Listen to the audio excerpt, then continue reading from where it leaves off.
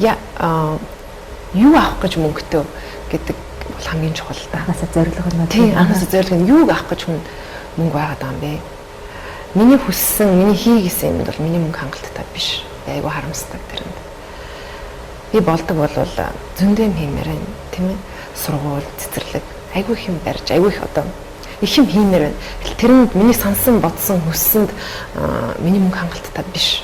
Бид нар яг заагур гэхлээр нэг эмэгтэйдэр өмсгсөн хувцас гоё харагдчихэв. Заагур мөн биш ч гэдэг нэг тийм ойлголт байгаад ах шүү. Ер нь би бол хувцсыг авахгүй ч гэсэн нэг хувцсыг хараад яг нэг зураг харж байгаа юм шиг ингээд удаан хараад ингээд тэр цаатлах философи, тэр цаана юу хийх гэж юм, ямар өнгө ашиглаж тэрнээс маш их таашаал авч маш их юм уншиж чаддаг байхгүй. Тэгэхээр хувцс гэдэг бол зүгээр нэг тийм хүмүүст өмсөөд алхахтай биш.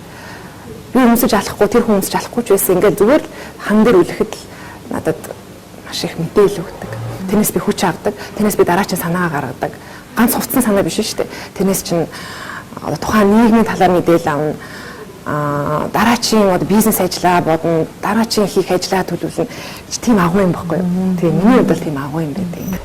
Ер нь бол би өөрөө багасаа тоон дэх дуртай, тоо физик, хим дэх дуртай.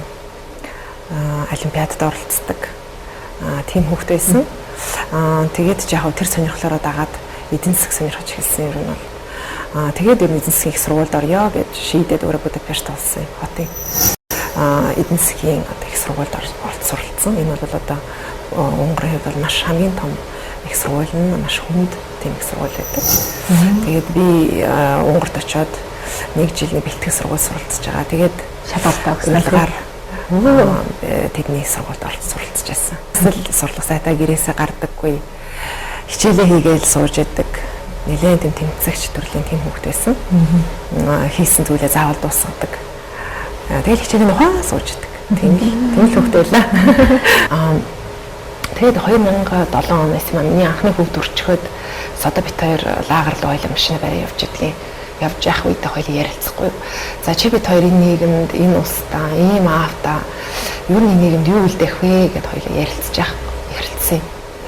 Тэгэхэд маа нөхөр яг ер нь их тийм яриад авахгүй их дуугаа одоо тийм юмыг бодож тэгж ярьдаг хүн. Тэгж яснаа энд хэлэхгүй. Ер нь аав бол их хүндэл их тусалдаг байсан. Хоёулаа тэр тусалдаг байсныг энэ хүүхдүүдтэй л зааж өгье. Тэгэл ерөөсөө энийг л манай гэр бүл, манай хүүхдийн хүүхд бүгд ерөөсөө ингээл аваад яв. Нэг зүйл ерөөсөө хүн туслах ёстой гэдгийг бүр ингээ багаас нь хоёул ойлгуулж, хоёулаас нь тийм хийгээд. Ингээ 2007 оноос 7 онд тэр нэг өдөр битээр яг тэгж шийдсэн. Нийгэмд юу хэрэгтэй болвол. Тэгэхээр энэ ямар нэгэн үйл ажиллагааг л дандаа нийгэм рүү тусгаж боддог. Тэгэхээр энэ бусдад ямар үйл явдал таах бол гэж бодож байна. Юмд талархаж сурна гэдэг бол бусдыгаа үнэлж сурах, тий? Бусдыгаа хүндэтгэж сурах, бус түнээсээ хайрлаж сурах. Тэр одоо энэ үйлдэлүүд төрүүлдэг байх гэж бодож байна, тий? Энэ үйлдэл төрүүлж ээж хүн талархаж сурдаг. Хүн хүнийгээ үнэлж гин, хүн хүнийгээ хайрлаж гин. Тэгээд талархаж байгаа юм чинь энэ бол яа харахгүй сайн л зүйл байх хэрэгтэй. Сайн л юм хийн, тий? Сайн л юм бүтээн.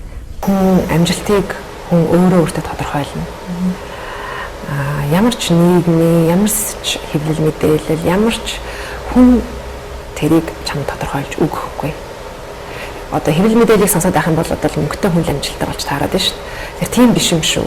Амжилт гэдэг хүн өөртөө тодорхойлно. Өнөөдөр 5 хүүхэд өсгөж байгаа ээж, за энэ 5 хүүхдийг би маш сайхан өсгөөд амьдрал нь хөтлөл энэ миний амжилт гэж үзэж байгаа бол тэр хүний амжилт.